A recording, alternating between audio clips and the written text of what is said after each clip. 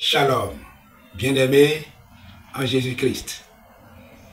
Nous rendons grâce à Dieu, le Père Tout-Puissant, pour cette opportunité qu'il nous offre pour que nous puissions continuer à nous entretenir autour de la parole de Dieu.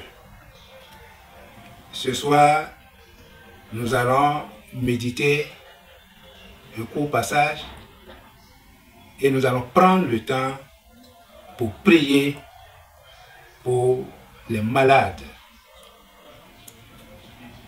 où qu'ils se trouvent et quelle que soit la maladie dont ils souffrent ou l'infirmité dont ils souffrent.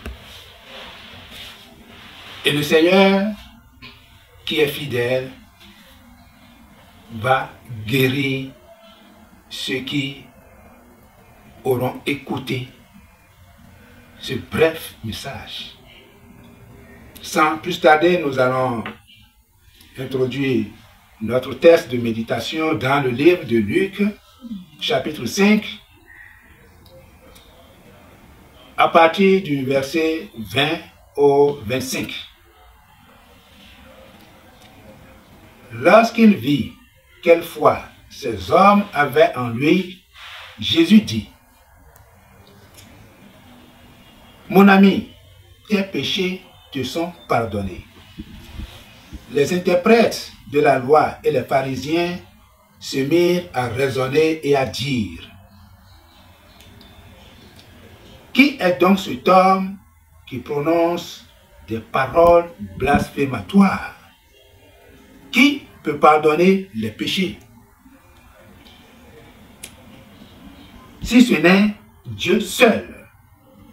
Mais Jésus connaissait leur raisonnement, il leur dit: Pourquoi raisonnez-vous ainsi en vous-même? Qu'est-il plus facile à dire: tes péchés te sont pardonnés, ou lève-toi et marche? Eh bien, vous allez savoir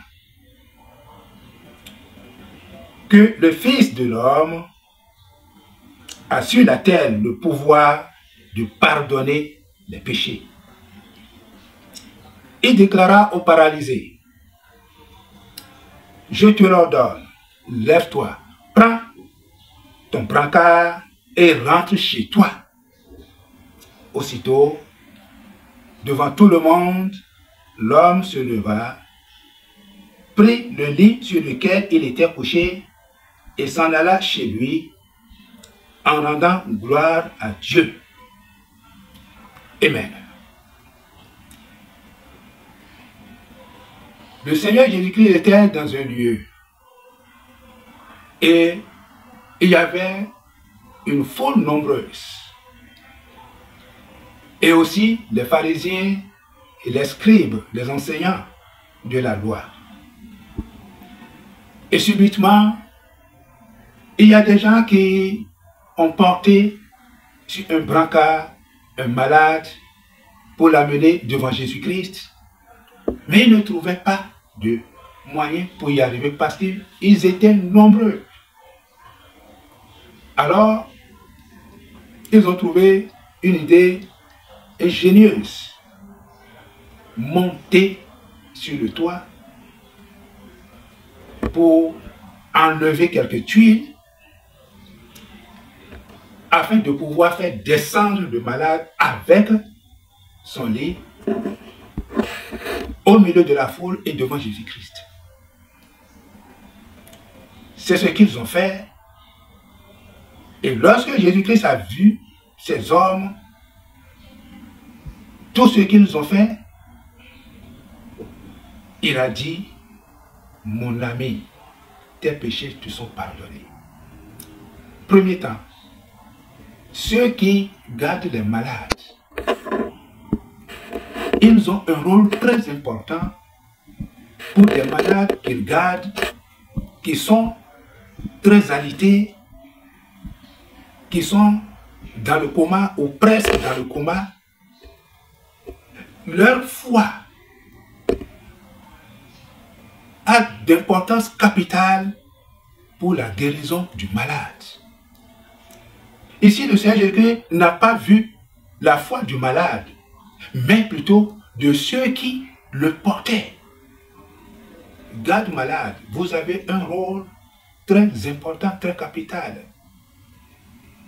Par vous, le Seigneur peut accorder grâce à un malade pour lui accorder de guérison.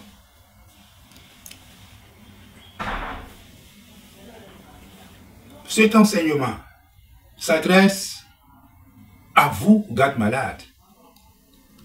Si vous recevez cet enseignement, faites tout possible,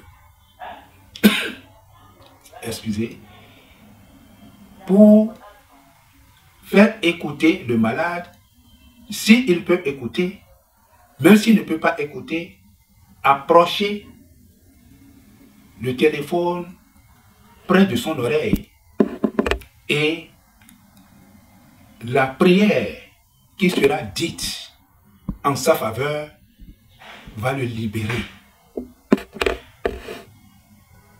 Il va retrouver sa santé, il va se réveiller et il sera guéri. Le Seigneur ne veut pas la mort du pécheur. Quel que soit le péché qu'il a entraîné dans cet état, le Seigneur va lui faire grâce. Si vous, qui êtes auprès du malade, vous saisissez l'opportunité, à travers votre foi, le Seigneur va faire de grandes choses.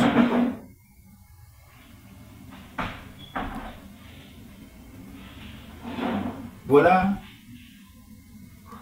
la courte exhortation que j'ai voulu donner à ceux qui gardent les malades, pour qu'ils manifestent leur foi en faveur du malade qu'ils gardent ou de la malade.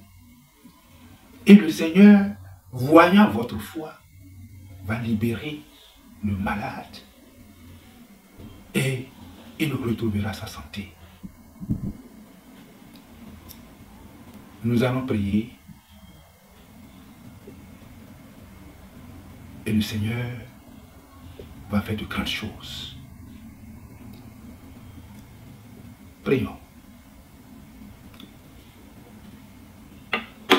Seigneur éternel Dieu, au nom de Jésus-Christ, nous voudrions te dire de tout cœur merci pour ces malades qui ont besoin de ta grâce.